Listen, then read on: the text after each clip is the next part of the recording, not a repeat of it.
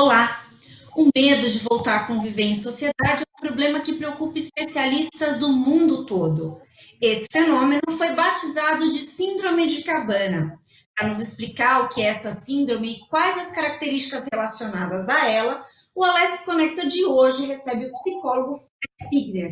Fred, seja muito bem-vindo à Rede Alesse. Obrigado pelo convite. Fred, como o isolamento está afetando as pessoas? Perfeito.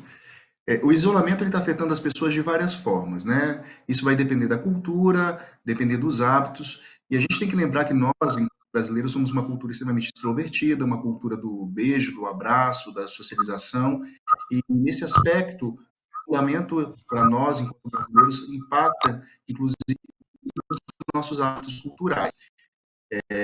O isolamento também ter uma percepção e vamos relacionar de acordo com os hábitos e o entendimento de cada um. Então, cada um está tendo uma experiência desse isolamento.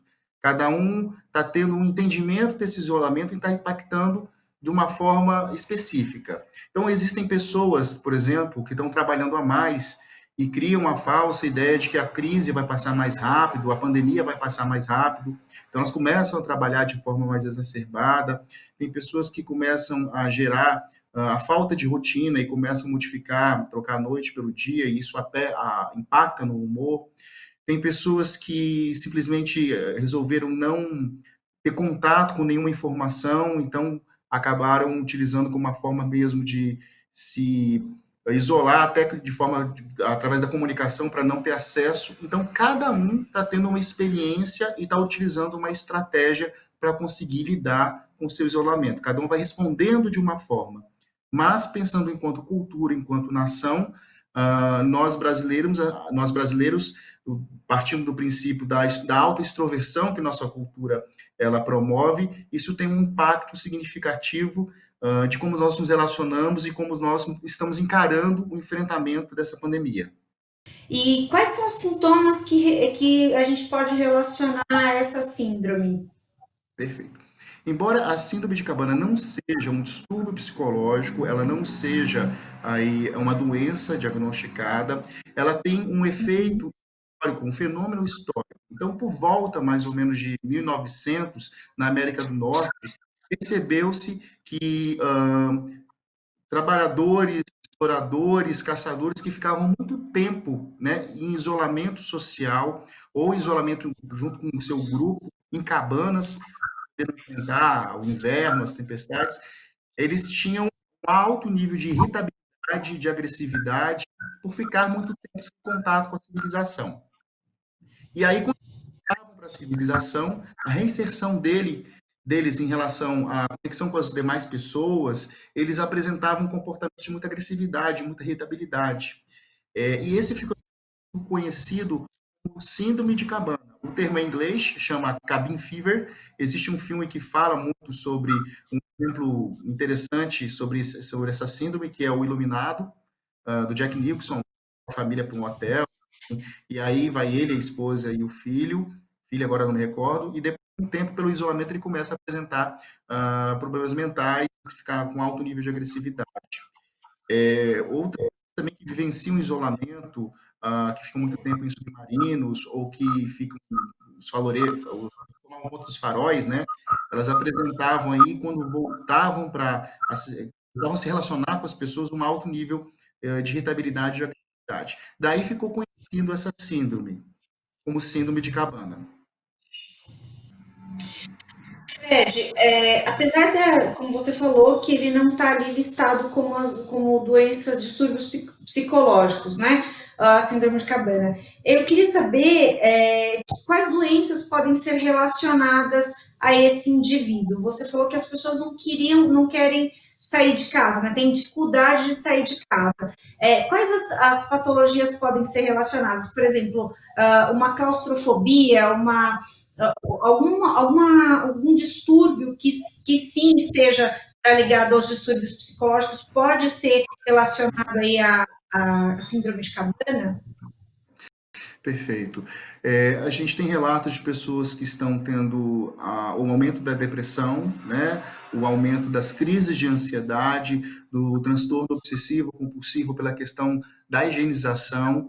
Então, esse isolamento, ele vai gerando efeitos de acordo com a estrutura psicológica de cada um, de acordo com os hábitos e de acordo da preparação que a gente teve enquanto a nossa história de vida para conseguir lidar com momentos como esse. Então, várias pesquisas estão sendo desenvolvidas agora, especialmente artigos sobre a importância do contato social e como é que isso impacta no nosso cérebro. Aqui a gente tem a questão do abraço, que libera ocitocina, essa questão da sociabilidade, o quanto isso é importante para nós mamíferos, enquanto seres humanos, que necessitamos dessa conexão, desse contato relacional, ter a sensação de bem-estar e sensação de segurança, de sensação de estar sendo amado, sentido querido. Então, para algumas pessoas, podem impactar de forma muito negativa esse isolamento, e uma das grandes estratégias que a gente tem para conseguir gerenciar isso tudo são os nossos hábitos. São os hábitos que a gente tem dia a dia para tentar lidar melhor com esse isolamento, tentar lidar melhor com essa pandemia. Uhum. Fred, quem tem medo de sair de casa pode relutar contra o fim do isolamento? Pode se opor ao fim do isolamento?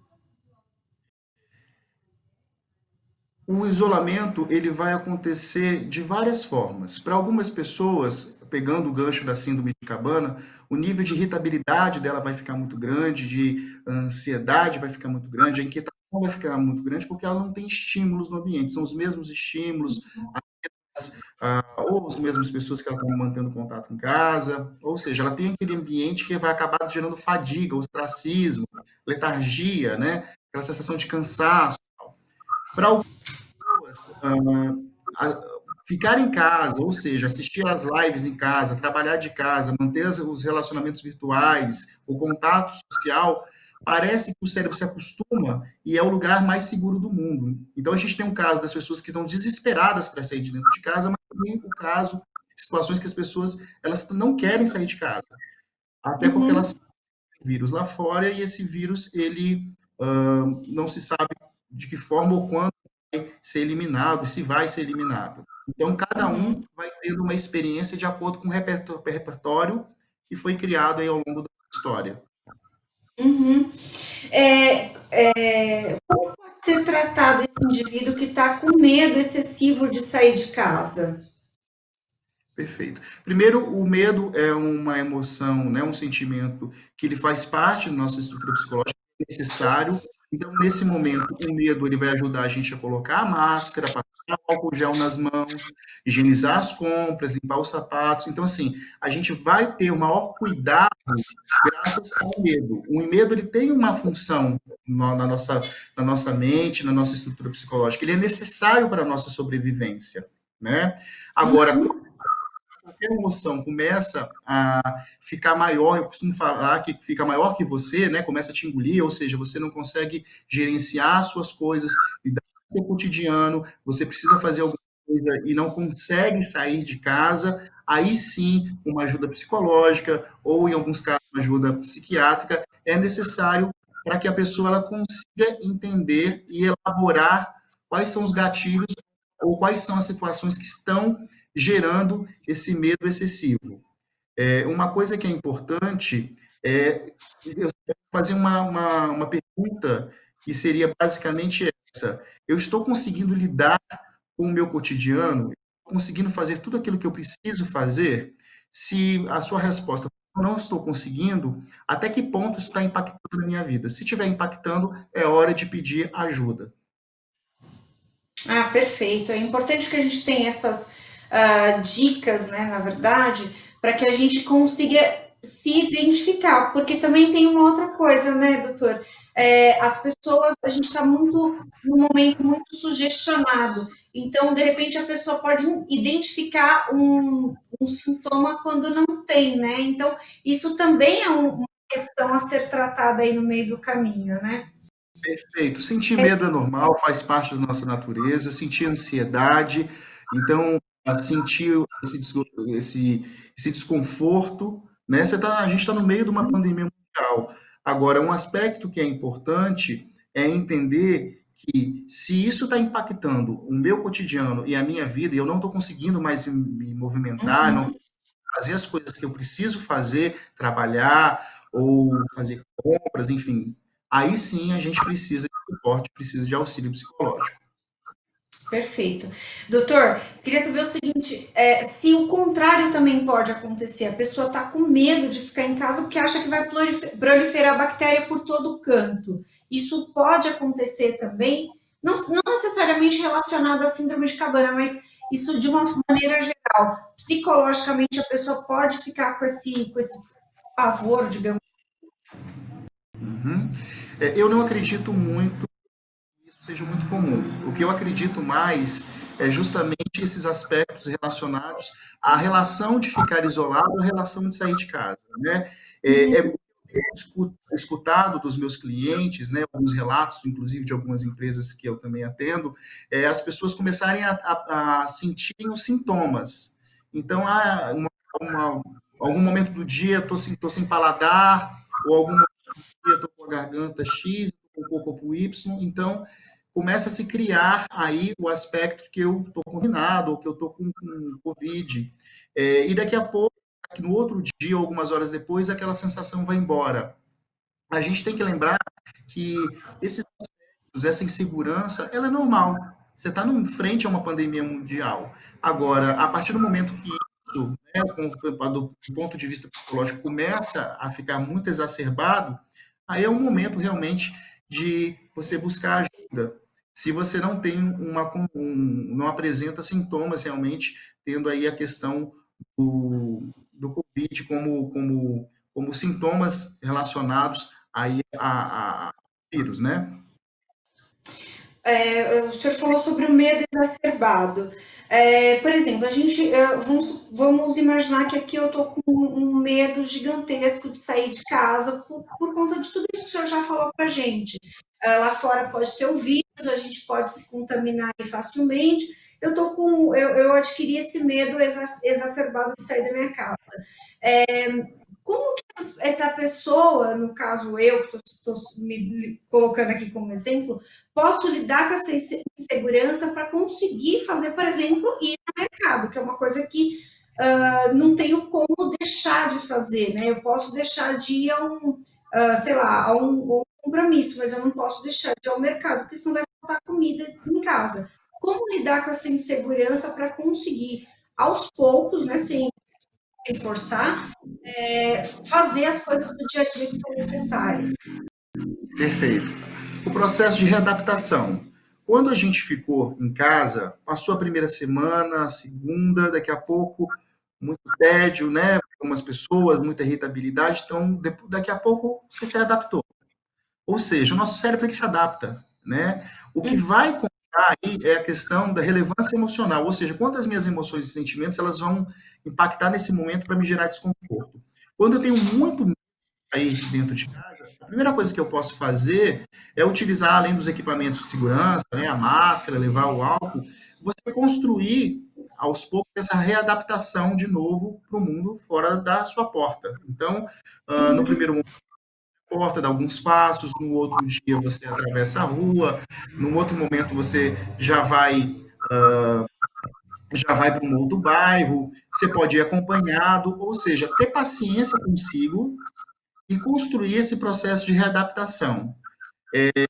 Nesse caso que você trouxe, o exemplo, no primeiro momento, poderia utilizar uma estratégia de fazer a compra online? Poderia, mas já tendo consciência que é necessário essa readaptação para poder voltar para a civilização, vamos colocar assim, com pequenos movimentos, respeitando o seu tempo.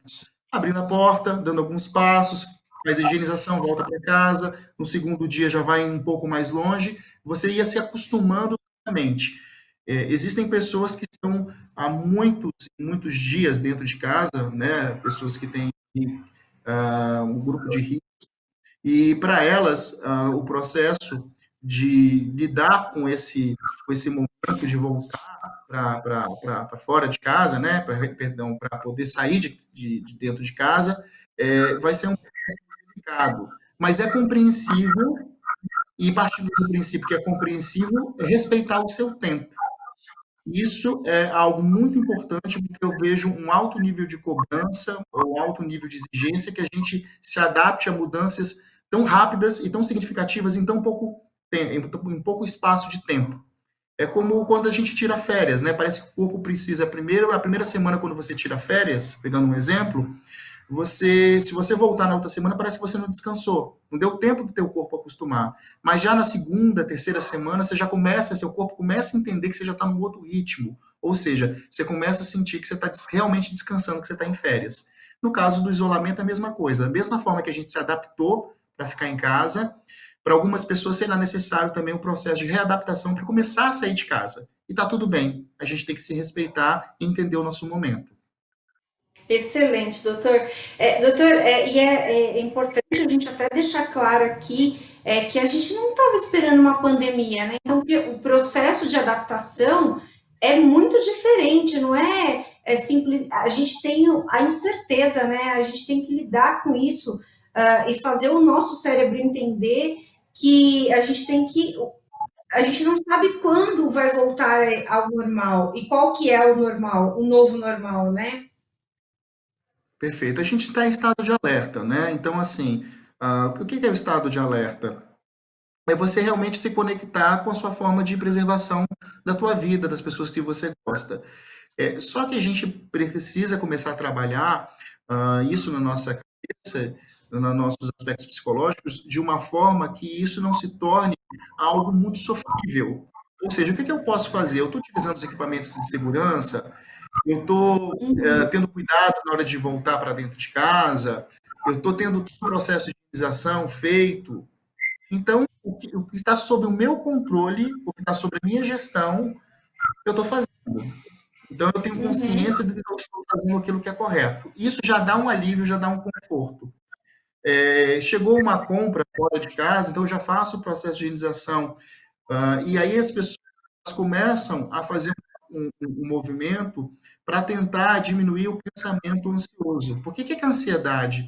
Ansiedade as várias hipóteses que a gente cria sobre um determinado tema, sobre uma determinada situação, muito focado no que pode dar errado, ou seja, começa aquele pensamento criando várias e se, e se, e se, e quando você vive né, pensamentos ansiosos no momento, isso é muito sofrido, né? Isso pode gerar crise de ansiedade, e dependendo do nível de ansiedade, e aí vai precisar também de suporte psicológico, suporte psiquiátrico. Doutor, qual que é a importância das emoções positivas e negativas para a vida das pessoas?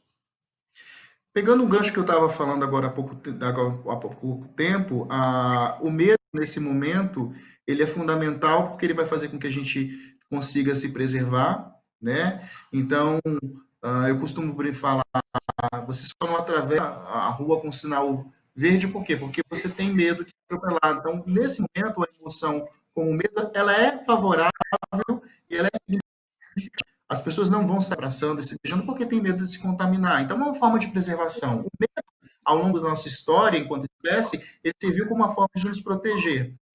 A questão é não deixar ele ser maior do que o nosso cotidiano, maior do que as coisas que a gente precisa fazer. Sobre as emoções positivas, quando a gente tem um aspecto extremamente pessimista, a gente não consegue ver possibilidades e nem situações e nem soluções. Então, o otimismo nesse momento, que é olhar para frente e ver possibilidades positivas, vai fazer com que a gente crie novos produtos, crie novas estratégias, signifique as coisas que a gente tem. A gratidão, por exemplo, agradecer por você ter, para aqueles que têm emprego, para aqueles que têm um teto, que têm as necessidades básicas atendidas, reconhecer, porque isso vai fazer com que você tenha uma perspectiva positiva, a resiliência, que além da capacidade do enfrentamento dos problemas, é aprender com essa situação. E aí eu gosto sempre de pontuar duas coisas. Primeiro, nós estamos com as pessoas mais importantes das nossas vidas, que são os nossos familiares, as pessoas que nos querem bem, filhos, maridos, esposos, mães, pais.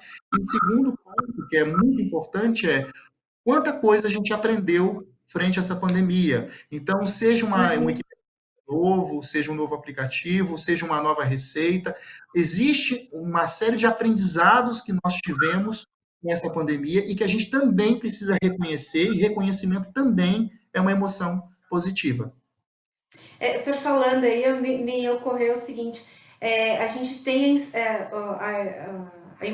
o medo, né, a emoção negativa de o vírus estar lá fora, mas aqui dentro eu tenho a afetuosidade da minha família, então quer dizer, eu tenho as duas coisas muito próximas e que eu posso aproveitar ambos para evoluir, né, para aprender, como o senhor falou agora, aprender seja uma receita nova, seja uma forma de se proteger, seja alguma coisa que me faça evoluir. É muito, muito interessante essa análise.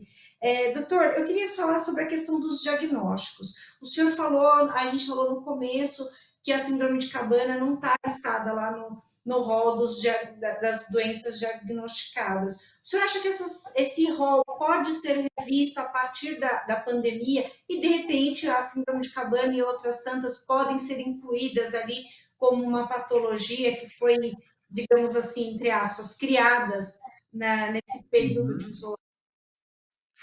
Todo momento que a humanidade passou por crises e que passou por momentos muito delicados, muitas invenções, teorias e pesquisas foram realizadas. Por exemplo, os testes psicológicos que a gente utiliza em seleção e uma série de coisas, eles tiveram um ganho muito grande após a Segunda Guerra Mundial. Porque precisava se identificar quais eram as habilidades que você tinha, se a pessoa tinha atenção, não tinha, enfim. Então, historicamente falando, a gente sempre, em momentos como esse, sempre tem muita criação de muito conteúdo. Nesse exato momento, muitos cientistas estão pesquisando o impacto, sobre as novas, como essa pandemia ela está gerando nas pessoas novos contextos, novos aspectos psicológicos. Eu vi um tema agora, se eu não me engano, é Zoom fatigue, alguma coisa assim, que embora não seja diagnosticado, ou seja, já está se estudando como é que o excesso de reuniões online, uma atrás da outra, como é que isso está impactando no nosso cérebro, como é que isso está impactando no nosso emocional. Então, a gente vai saber isso daqui a um tempo. Eu tenho um ponto em relação a essa questão do normal, o novo normal, porque eu passo do conceito do que seria o normal, né? E Uhum. os especialistas eles concordam com essa terminologia, mas independente do normal ou novo normal, ou enfim, qual é o termo que a gente vai utilizar daqui para frente, o importante é entender que as coisas vão ser produzidas, tempo elas vão ter um impacto, elas vão gerar uma nova gama de conhecimentos, mas o mais importante é como eu consigo utilizar o autocuidado e eu consigo estar, nesse momento agora, cuidando de mim e das pessoas que são mais importantes para mim, tendo o autocuidado em várias esferas da minha vida, porque através do autocuidado, do otimismo, da gratidão, da perseverança, eu vou conseguir dar continuidade ao meu plano aí, enquanto desenvolvimento da minha personalidade, segmento do meu trabalho, segmento das minhas relações. Eu vou olhar para frente com perspectiva positiva. Se eu simplesmente me conectar com tudo que não me gera bem-estar e prazer, de receber um excesso de informações negativas, me conectar só com a questão pessimista da situação, isso vai travar a minha criatividade, a minha resiliência, a minha capacidade de resistir. Existem pessoas, por exemplo, que nesse exato momento o desemprego está absurdo, completamente absurdo, mas também ouvi pessoas que foram contratadas nesse momento. Então, a economia, as relações se ressignificam. A gente só consegue ver oportunidades quando a gente olha com uma perspectiva positiva. Assim como também, pegando um gancho com a sua pergunta, as teorias que estão sendo produzidas nesse exato momento. Doutor, o senhor falou sobre que os especialistas estão estudando essa questão do excesso de reuniões online nesse momento. As empresas têm tido essa preocupação com a saúde mental dos funcionários? O senhor tem atendido empresas e funcionários, né, sobre essa questão também da falta de contato, né, entre os Uhum. colegas, também essa questão da saúde mental? Perfeito. Sim, eu tenho atendido, tem empresas que eu faço roda de conversas com temas específicos sobre ansiedade, sobre liderança, sobre estresse, e algumas empresas têm tido esse cuidado com os colaboradores, têm feito investimento, liberado terapia, liberado palestras, informativos, e tem outras empresas que fizeram de forma muito sutil, de forma muito, de uma forma muito leve, né? Só que a gente tem que lembrar que tanto colaboradores que são emocionalmente mais preparados, que têm apoio psicológico das organizações, eles vão dar continuidade à produtividade deles. E as empresas que não estão cuidando dos seus colaboradores ou que não estão tendo lugar de acolhimento dos seus colaboradores, você pode ter aí profissionais com um nível de muito alto estresse ou com baixa produtividade. Então, é considerável que as empresas apoiem e deem aí ferramentas e estratégias para que os seus profissionais sejam cuidados e se sintam acolhidos, pelo menos mesmo que virtualmente, já que a gente está no momento onde não é possível se relacionar, tocar uns aos outros, e isso é tão importante para a maioria de nós enquanto espécie, enquanto cultura. Uhum. Doutor, um paciente que apresenta os sinais da síndrome de Cabana, o senhor acredita que ele precisa procurar uma ajuda médica? Se o isolamento está gerando muita irritabilidade, muita agressividade, né? Se você, eu costumo falar, você está brigando até com você mesmo, no primeiro Uhum. momento é interessante buscar uma ajuda psicológica, ver se o processo terapêutico dá conta, se não dá conta, aí é entrar mesmo com a questão de um auxílio psiquiátrico, e o contrário também, às vezes, em uma crise muito aguda, ou de ansiedade, ou de depressão, tal, primeiro vai para o psiquiatra, vai receber medicação para se tornar acessível a terapia, o processo terapêutico, e depois vai fazer o acompanhamento com o psicólogo. Então, a gente tem aí os dois cenários. O importante é que que a gente também entenda que essas instabilidades ou emocionais ou de medo, de segurança, de acordo com essa situação que a gente está vivendo, com frente a essa pandemia, elas são normais. O ponto é, a partir do momento que eu não consigo mais lidar com as minhas questões cotidianas, que eu não consigo lidar mais com aquilo que eu preciso fazer, as minhas emoções tomaram tamanha proporção, estão impedindo que eu trabalhe, que eu cozinhe, que eu funcione, que eu fique bem, se aquilo está pegando demais, como a gente fala, né? Aí sim é hora de buscar ajuda. Doutor, a gente está próximo do final do nosso papo, que tem tanta coisa para falar aí ainda, e é um assunto tão, né, a saúde mental é um ponto que me parece que as pessoas não, não deram, nunca deram atenção como deviam, e agora a pandemia vem mostrando que deveriam dar atenção. E aí eu queria, para a gente encerrar, eu queria falar se o senhor acha que o brasileiro tem muito preconceito em tratar a saúde mental e se é necessário dar atenção para esse departamento, para esse assunto pós-pandemia. Perfeito. O tema inteligência emocional, inclusive, é uma das competências ah, mais comentadas da atualidade. Então, assim, você pega modelos de empresas americanos, né, empresas americanas, você já tem a questão da inteligência emocional na cultura, ou a questão da psicologia positiva. Então, aqui no Brasil, a gente precisa começar a levar o conteúdo de saúde mental, a questão psicológica, a questão do autocuidado, um pouco mais de zelo, porque no momentos como esse, a gente viu que o que diferencia a gente saber gerenciar as nossas emoções, sentimentos, lidar com esses momentos, ter a nossa resiliência, é o investimento que a gente faz na gente, ou que a sociedade, ou que as empresas fazem na saúde mental. Eu entendo que é um grande alerta e que agora todo mundo vai olhar para esse tema com mais carinho. E eu costumo falar, né, que da mesma forma que a gente investe muitas vezes ah, na nossa intelectualidade, na academia, que a gente investe muitas vezes questões, nos bens de consumo, é primordial, buscando qualidade de vida, que a gente também invista na nossa inteligência emocional, invista em cursos de autoconhecimento, em processos terapêuticos, porque isso vai fazer com que a gente consiga ter uma qualidade de vida melhor, consiga se entender e se compreender, fazendo escolhas mais significativas e entender, inclusive, um pouco como você lida com situações como essa, situações de pressão, de extremo estresse, situações onde a gente lida com muita insegurança. E isso vem muito ao encontro de você ter um repertório e se conectar com temas como saúde mental, inteligência emocional, meditação, autocuidado, autoestima. Sim, que a gente vai ter aí um novo ponto de partida, embora no discurso se tinha muito contato, né, ou muita divulgação sobre esses temas, mas agora de forma mais prática. Ok. Doutora, eu queria muito agradecer a sua participação, a sua ajuda aqui para nos esclarecer o que é a síndrome de Cabana e como que a gente pode identificar se está com um problema aí, se precisa de ajuda médica.